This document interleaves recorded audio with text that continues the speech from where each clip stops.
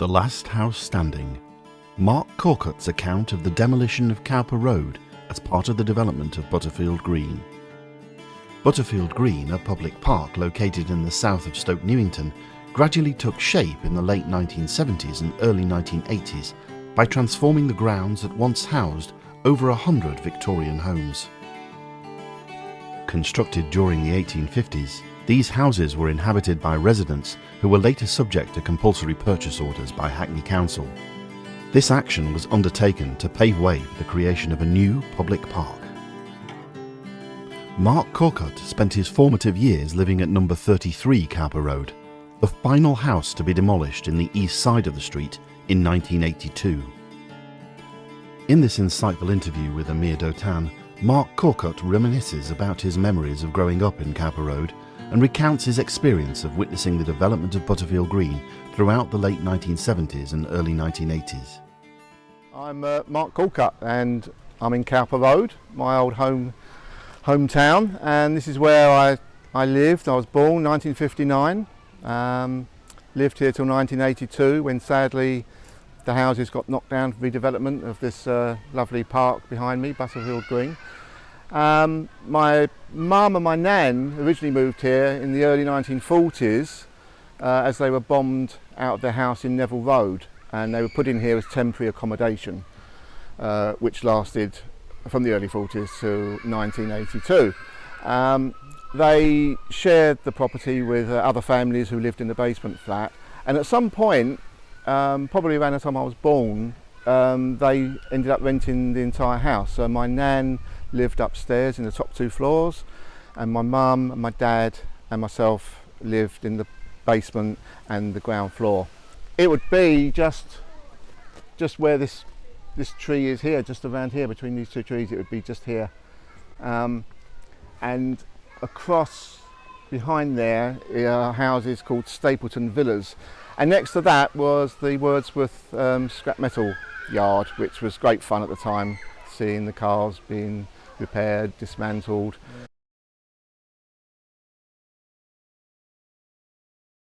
When I was very young, it was a quiet area. It was nice. It was, everybody knew each other because a lot of people had been in a similar situation to my nan and my mum, being perhaps bombed out of another area, moved in. It was, as far as I remember, mostly rented accommodation. The houses were old, dating back to the late 1800s, and I think most of them didn't have inside toilets or bathrooms. Ours certainly didn't. We had an outside toilet. We had an old tin bath that was filled up with kettles of hot water. Took forever, and my nan, who lived in the top 2 floors, our outside toilet, it wasn't like some you see where they're at the end of the garden. It was actually adjacent to, it was joined to the house, but you had to go down either through the garden from the back veranda, or for us, being in the bottom half of the house, we'd go out the kitchen door and then literally just run a few yards, especially if it was raining, into the toilet, which had no electricity in, and that's the way it was. But we lived like that till 1982 with an outside toilet.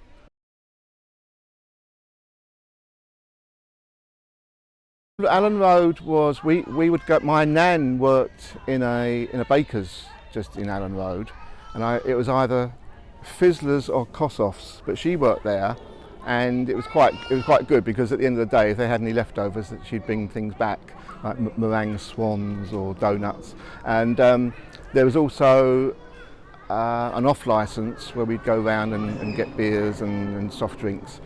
But we'd also go around, just around the corner in the Forest Road, there was Stitchbury's, which was like a little newsagent's, just opposite the Coach and Horses.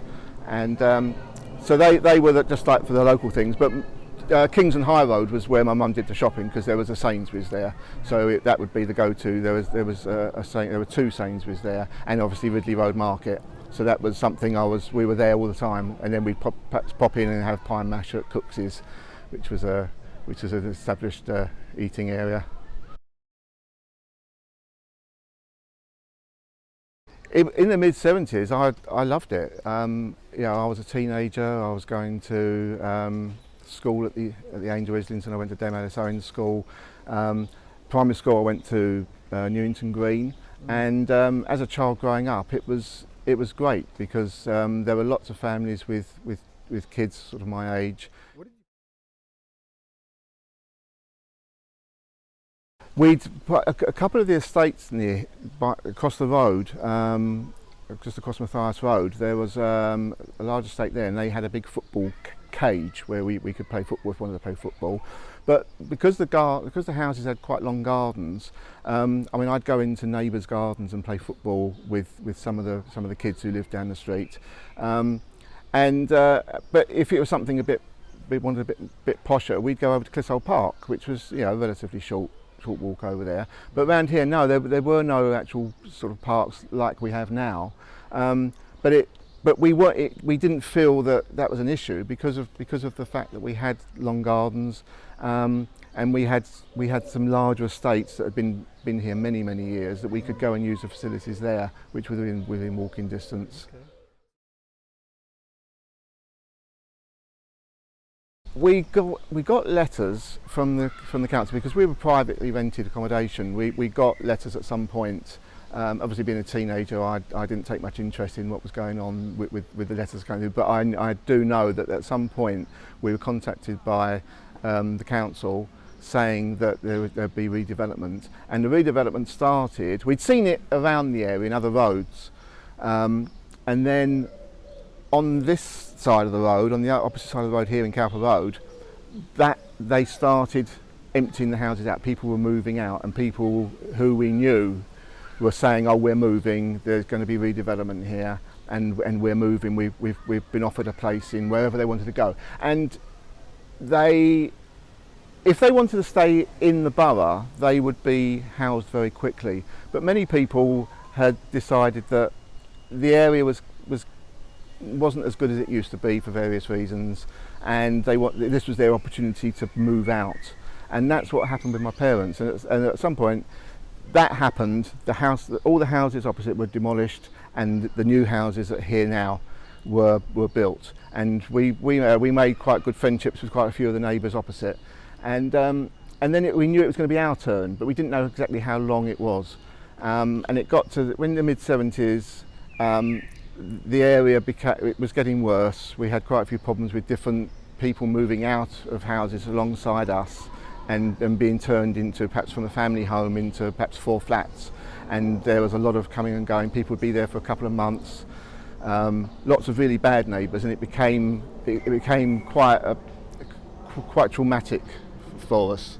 And then we got told that it was going to be taken over by the council, and we would be paying rent to them, and at some point, well, probably they told us it would be 1982, that we would be moving and we could stay in the area.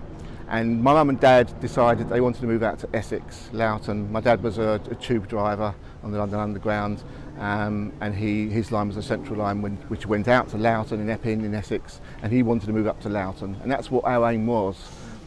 So that it was an opportunity for us to get out of the area. I wasn't aware of anything. There were people who welcomed it, like my mum and dad did. It was an opportunity to get out.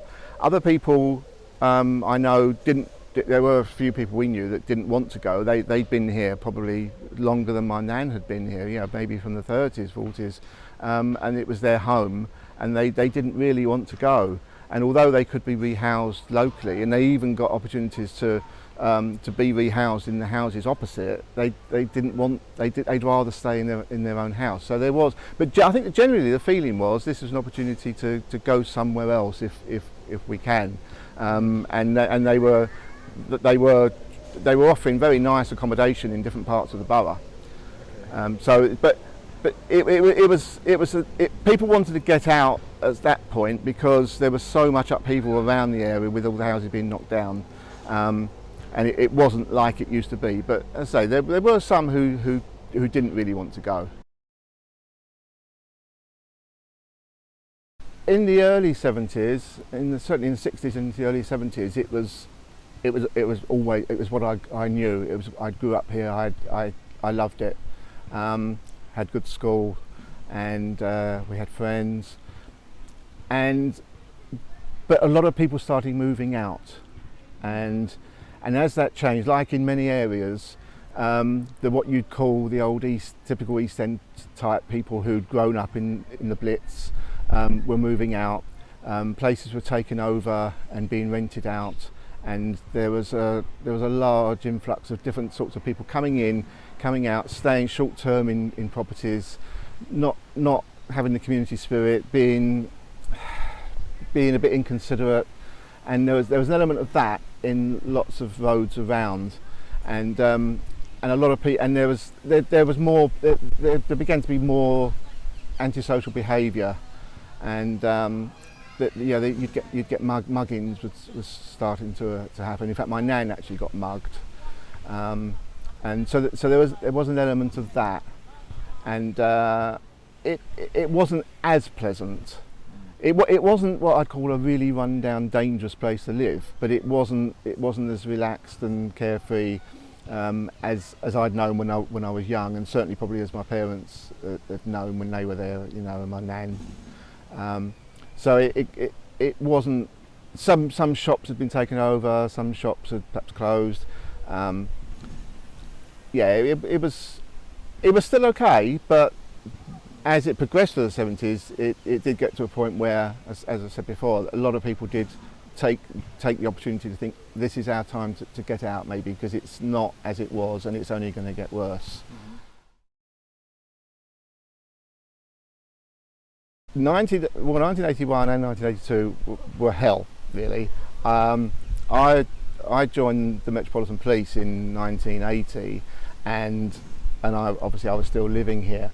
We had no phone, no toilet, no bathroom, no phone, and we had problems with neighbours, and obviously without a phone it was difficult if we needed to phone the police, and sometimes we did need to phone the police. And we had a nice neighbour just along the road who said, if anything happens, then just come and knock on our door, we'll phone the police for you. And we did have to phone the police on quite a few occasions. We had a burglary in the basement next door, when I just looked out the window one day and saw a man going down the basement into the house, and then heard a smash, and we had to go and call the police, and it had been broken into, and that was literally next door. We had a man stabbed in a fight from a street party 2 doors along from us late at night, and there was a house at number 37 which was taken over by Islington Council, which was turned into a hostel, and very regularly on weekends they would have all weekend parties, and they would load up huge speakers, amplifiers, and they would have parties like running 24 hours a day, and which resulted in the police coming. So it got to a point where it changed, and my mum and dad, they wanted to go, and we had the opportunity to go. If we could have moved probably within a week or two if we wanted to stay in the borough. They had accommodation for us. We could have gone then, but my mum and dad wanted to move out to Essex, and so they held on, and we did end up being the last house on this side of the road that was occupied. We had one house left either side for structural purposes. The rest of it was like a bomb site, and we lived in basically a building site. Well, it wasn't a building site because they hadn't started building. It was a demolition site, and I have many photographs of that happening. And my mum had to actually put a big sign in the window saying this house is still occupied, because one day the demolition people came down and they started to try and rip the railings out the front of the house and knock the stairs down, and they thought it was empty. And for over a year we had to ensure that there was always someone in the house 24 hours a day, because it was open right back to the back of Wordsworth Road. We'd have people climbing over and playing and throwing rocks and things, and we were the only ones there. So it was hell. It really was hell.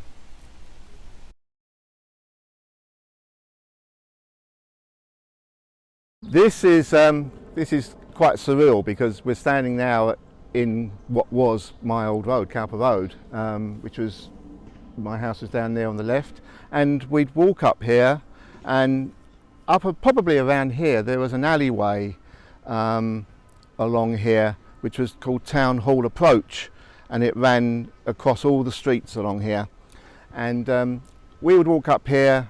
my nan worked in the bakers. We'd come up and see her going to the bakers, and it was a thriving little area, Allen Road, and we'd walk up here, up to Allen Road, and it was a lovely little area, and we'd go along here, and we'd go into the shops. There were quite a few shops up here. We had an off licence, and we'd come up and get my dad some beer, get some Guinness, and we'd get soft drinks, and then we'd come back perhaps a day later and we'd bring the bottles back to get the penny back on the bottle, which was quite nice as a kid to save the money.